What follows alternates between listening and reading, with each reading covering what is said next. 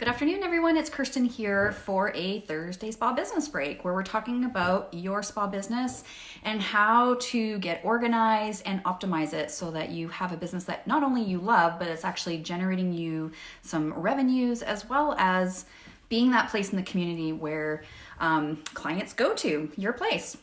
Hi, Sylvia. Okay, so today the topic is about leveraging your spa business. And we hear this term leveraging a lot when it comes to business growth and development, but what does it actually mean? And so today I wanted to help clarify what leveraging your business means. I think most of you think it's just to grow my business. But I also want to walk you through how to actually leverage your business and give you some kind of basic first steps for you to be able to do that successfully. Because I think sometimes, we get told we should be doing leverage your business, leverage your clientele, leverage what you have. But it's like, okay, but what does that actually mean? And how do I do that? So, traditionally when you hear the word leveraging your business, it normally has to do with like a startup company and you're trying to leverage money. That's usually what the term refers to.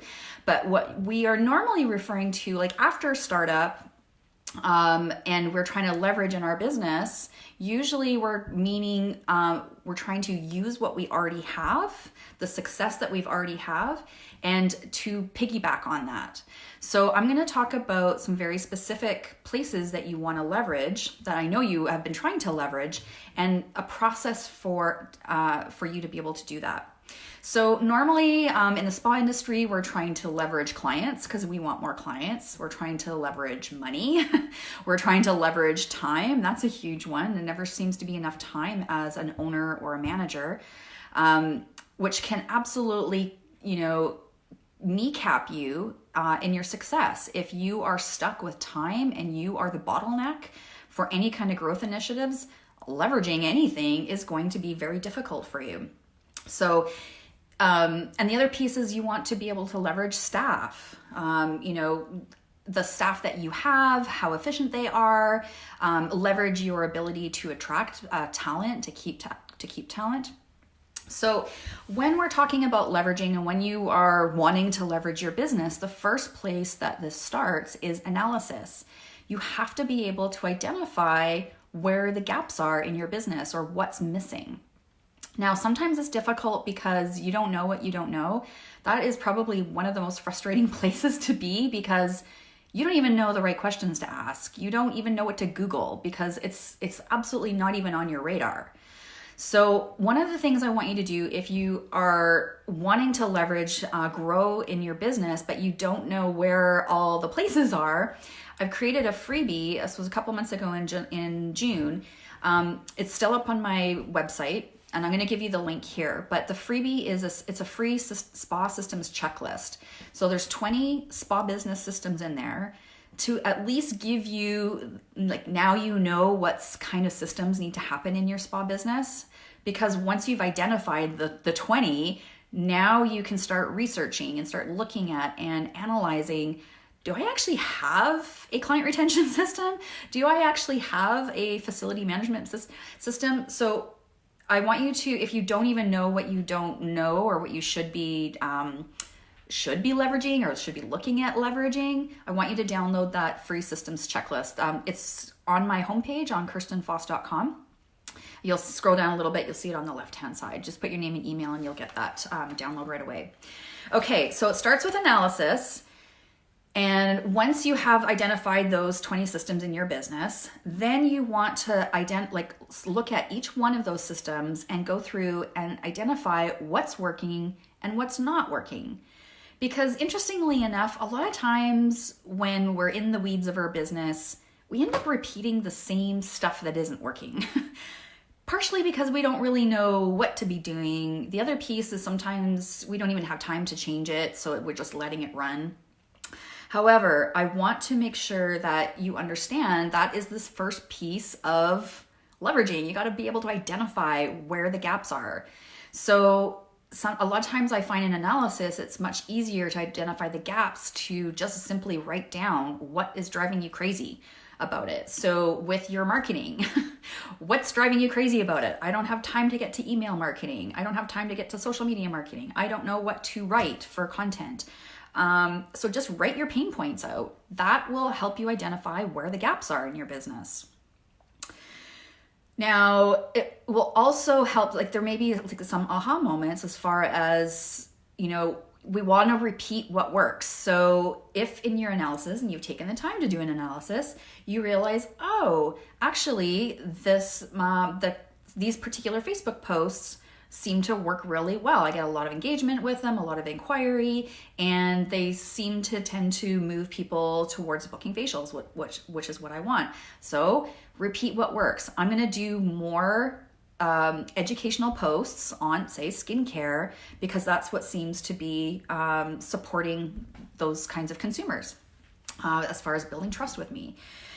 So repeat what works, ditch what's not. Kind of sounds simple, but a lot of times we just need that time for analysis and to be able to pick out what's working, what's not. And if it's not, like if you're posting on social media or you've written an email and you're like, oh, my email marketing doesn't work. Well, it's very possible that it does work. In fact, I'm going to suggest that it would work if perhaps maybe you needed some more training or support on how to write copy, how to write an email, even how to set up a template. So when you're thinking about things that aren't working, please consider that they might not be working because you don't know enough about it. In that case, that should direct you to okay, I need to look for support with copywriting. So whether that is you outsource it or you take an online course and you just start practicing, it's up to you. But there's decisions that can be made to help support you with that. So don't throw the baby out with the bathwater. If something isn't working, don't just it's not working, I'm ditching it. Be honest with yourself. It could be user error. In fact, a lot of times it is. Okay, let's talk about it. I want to give some examples of some systems as far as what you're going to be looking for as far as identifying gaps. So your client retention system, that is totally reflecting your guest experience.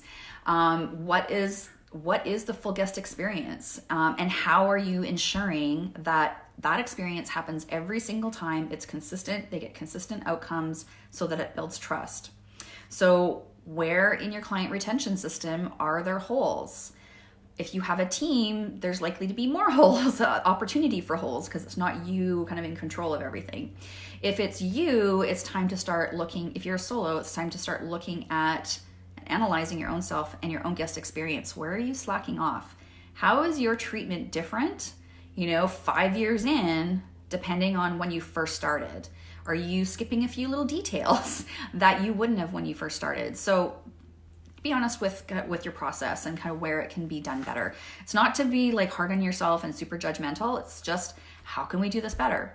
I do this with my team all the time. I do this with myself all the time. Now that I have an account manager that we're working together, it's awesome because, we can go into each one of our systems and I'm asking the question, how can we do this better? Where in the process is it fantastic? Where is it okay? And that could be really great, knock it out of the park.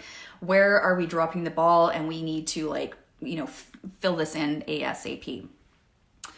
Okay, so we have your client retention system that you're gonna be looking at. What about your marketing system? What I find easiest way to analyze my marketing system is to create my marketing categories. Website, social media, email marketing, my conversations that I'm having. If I was in a spa, I would be absolutely analyzing, what am I talking to clients about? What is my team talking to clients about? If you guys are mostly talking about personal stuff, that is part of the system that needs to be cleaned up because it's affecting your sales. Absolutely, it's affecting your booking, it's affecting your retail sales. It's affecting if clients aren't booking the more advanced services that you want them to, there's a gap there in our communication. What about in spa, your posters, referral programs, loyalty programs, memberships? Those all need analyzing. What's working, what's not, how can we do this better? And events. How many of you do events?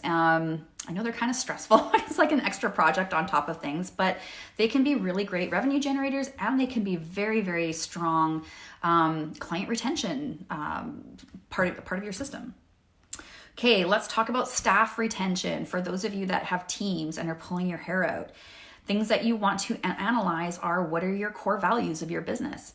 If you don't have documented core values, get to work on them. That is the basis of your business, are your values. It's how you build your team. It's how you create aligned values, like as far as attracting the right team members. Do you have a clear company culture out of those values? Does your team know about your culture? What about recruiting and hiring? Is that aligned? Like, is that working for you? Is that attracting the kind of talent that you want? If it's not, there's a broken piece of your system in there. Do you have a complete training program? I'm not talking about like show them around an orientation for a day and then show them a few facials and then they're on the floor. I'm talking about a proper training system and then coaching them. New staff members, they need like 3 full months of support, and depending on what kind of skill set they're bringing to the table. But that's an expectation that I expect of spa owners when they're building a team, that they are not just throwing their team members on the floor and expecting that it's going to be a beautiful guest experience and clients are going to book. It's all connected. What about what's your communication system with your team? This is a huge gap I've noticed. I hear, we have a Facebook chat, or we chat, we communicate by text messages. There's a lot that can get missed in there. And the last piece is about yearly reviews. Do you have a yearly review system? Do you have a one-on-one meeting every month with your team members to discuss goals, support them in their goals, in their achieving those sales goals? And what about your money system? This is a big one. As most of us have been service providers and have moved up into the ranks of ownership, numbers were never really our strong thing. I get it. However, if you're a spa owner now, you have a different role, and you have to step into the role of being responsible about your numbers, knowing which numbers to track, the metrics to track, knowing what your cash flow is like, what you're basically like, how much are you spending? If you're spending more than you're bringing in and you've had, a business for 2 or 3 years, there's something wrong here. So it could be that you're just simply overspending because you're not paying attention to your expenses, because it's just something you've never really done. Maybe you get your books done by your bookkeeper every, 3 or 4 months. But if you're struggling with managing money, inflow and outflow, that's a huge red flag that there is something going on with your money systems that needs attention and needs something to be done differently. So once you've done your analysis on your business, the next piece is to strategize. And really the strategizing is like taking this whole list of pain points, the big list that needs fixing. And the next piece is to prioritize which one comes first, because they cannot all come first. You'll go crazy trying to get it all done. My recommendation is that you are always working on your client retention system first. And that will probably include your training system. If you are finding that your client retention isn't very strong, there's likely some training that needs to, or retraining that needs to happen. That's okay. It's time to get back on track with it. So the reason why client retention is the priority is because you don't want to fill the hopper with new clients, spending a lot of time, money, and energy into marketing if you can't retain them. So it's situation critical that retention comes first.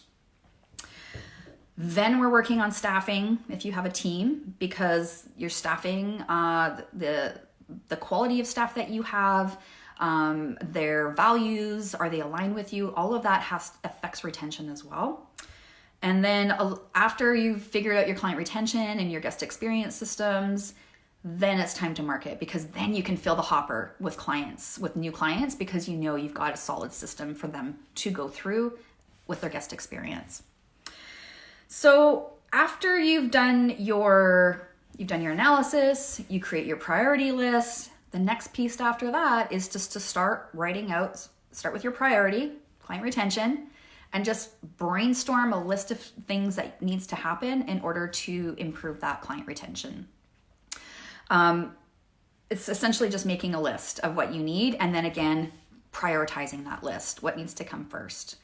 So the other last piece of this that I want to give you a little tidbit about is like, once you've got that implementation list ready, you want to also make a little list of the resources that you'll need to support you through that. So whether that is, maybe that is, you need to have more time. So you're going to need to figure out and strategize how you're going to carve time and block out time to create or improve your client retention system. Maybe you will need support from people. Maybe you would need you should bring in your spa manager onto this project because you've got enough on your plate. And maybe you actually need training. So maybe you're looking into what kind of online courses can I take or in-person courses can I take? So you also want to make a little list of what you need as far as resources to make that to-do list disappear. So that is today's spa business break about leveraging your spa business. It really has to do with analysis, creating strategy, and creating implementation. Oh, my cat's right here. Hi, Cuddles. He's such a lovey. Anyways, I want you guys to have a really great week. If you have any questions about leveraging your business or anything I've kind of talked about in here, because there's a lot of details in this piece, especially when you're customizing it for your specific business, but pop a question in the comment if you have one. All right, Cuddles needs to go out, so I'm gonna head out too. All right, thanks for joining me.